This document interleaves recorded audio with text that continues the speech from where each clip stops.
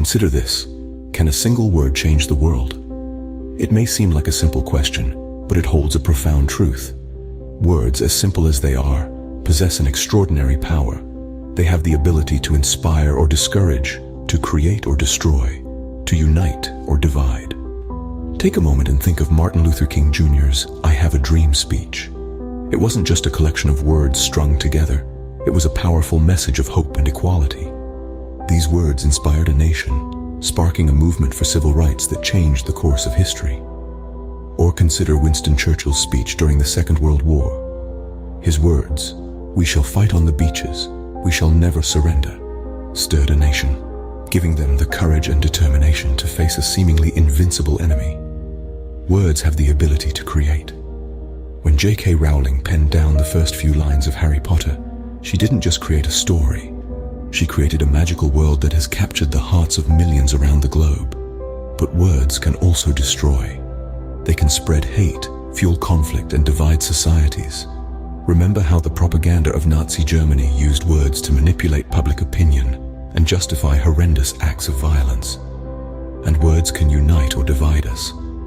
The phrase "all men are created equal" from the American Declaration of Independence united a fledgling nation, while divisive language can lead to conflicts and wars. The examples are aplenty. The point is, words hold immense power.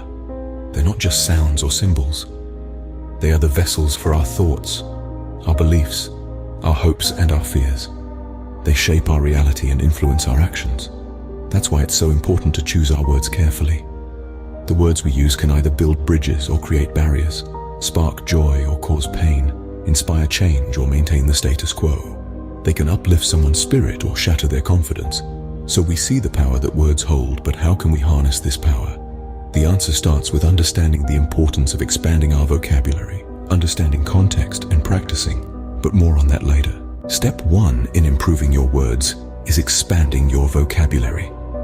A rich, diverse vocabulary is like having an artist's palette brimming with colors. The more colors at your disposal, the more vivid and precise your painting becomes. Similarly, the more words you know, the more accurately and persuasively you can express your thoughts. Consider everyday language as your primary colors. They're essential, but limiting. By learning new words, you're adding more hues, shades, and tones, enabling you to paint a more nuanced picture with your conversation or writing. How do you add these new colors to your palette? Reading diverse materials is a great start. Dive into books, articles, and essays that challenge you. Use a dictionary or language apps to look up unfamiliar words. Remember, each new word is a fresh brushstroke in your linguistic masterpiece. As we broaden our vocabulary, we gain more tools to construct powerful messages. Step 2 is understanding the context. Now, this might seem straightforward, but it's more nuanced than you'd think.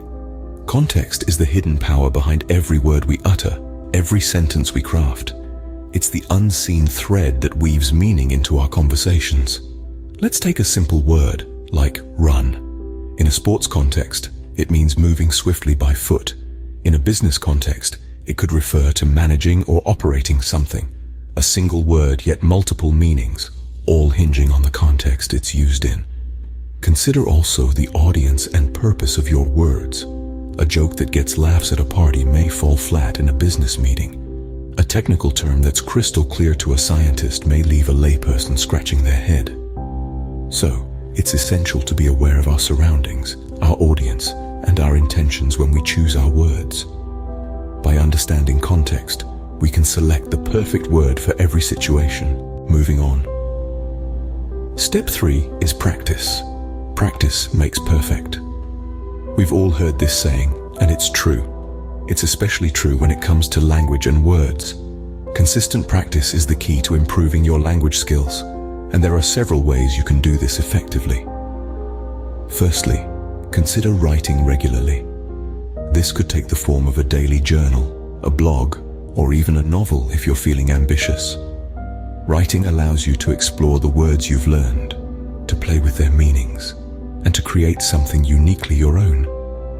It's a hands-on way to experiment with language and to see how words can be combined in different ways to convey your thoughts and ideas. Secondly, Try speaking in public. This might sound daunting, but it's a powerful way to practice your words. Public speaking forces you to think on your feet, to articulate your thoughts clearly, and to use language in a way that can engage and persuade others. It's also a great way to get used to the rhythm and intonation of the language, which can be just as important as the words themselves. Thirdly, engage in conversations. This could be with friends, family, or even strangers. Conversations are dynamic and unpredictable, which makes them a fantastic way to practice your words. You'll be exposed to different viewpoints, different ways of using language, and different nuances of meaning. But practice is not just about repetition, it's also about feedback. Feedback is crucial because it allows you to understand where you're going wrong and how you can improve. So don't be afraid to ask for feedback, whether from a language teacher, a mentor, or even the people you're conversing with. Feedback can be a powerful tool for growth and improvement. With practice, we can not only improve our words, but also learn to wield the power they hold. The power of words is immense, and by practicing regularly, seeking feedback and challenging ourselves, we can harness this power and use it to communicate effectively, persuasively, and creatively. So what have we learned about the power of words and improving them? We've delved into the profound impact that words can have on our lives. They can inspire, motivate, and even change the course of history. But harnessing this power isn't just about having a vast vocabulary. It's about understanding the weight each word carries and the context in which it is used. We've also explored how to enhance our words. To start, we focused on expanding our vocabulary, because the more words we know, the more accurately we can express ourselves. Next, we highlighted the importance of understanding context. Words can take on entirely different meanings depending on where and how they are used. Lastly, we underscored the need for practice. Like any other skill, improving your words requires consistent effort and repetition. Remember, words have power. Use them wisely, and they can change the world.